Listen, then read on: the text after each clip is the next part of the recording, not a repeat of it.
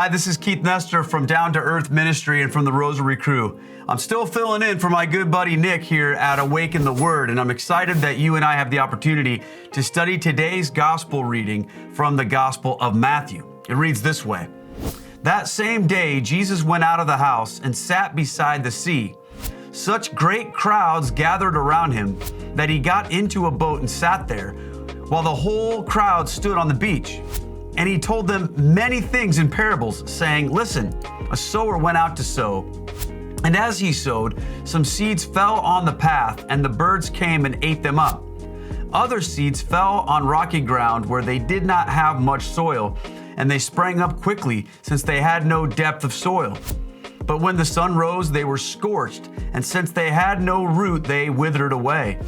Other seeds fell among thorns, and the thorns grew up and choked them.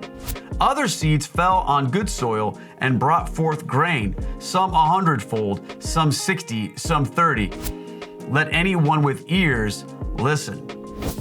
This is an incredible parable, isn't it? It has to do with the mindset of people when they hear the Word of God. Have you ever wondered why some people respond to the Word of God immediately and they're just changed right away, and other people have nothing to do with it? And then there's this other category of people who receive it, but then they don't stick with it. Have you ever wondered about that? It has to do with what we do with that Word of God in our hearts.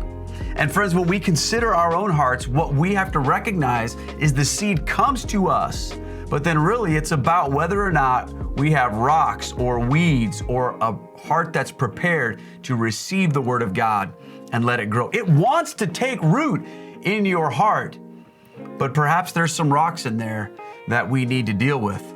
Or perhaps we're so hardened off to the truth that we're too connected to the culture and the voices of things that speak into our lives. When the seed tries to penetrate into our souls, it's snatched away because we're so distracted and connected to the world, my friends.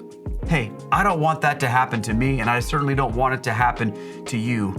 Let's do what we can to remove the rocks that are in our hearts or the thorns that seek to choke out what God's trying to do in our lives. And may we cultivate the soil in our heart so that when the Word of God comes to us, it takes root and we can bring forth incredible fruit, my friends. See, remember verse 9, let anyone with ears listen. That's Jesus calling us to take care of our soil, to take care of our hearts, to receive and let that Word of God grow deep within us.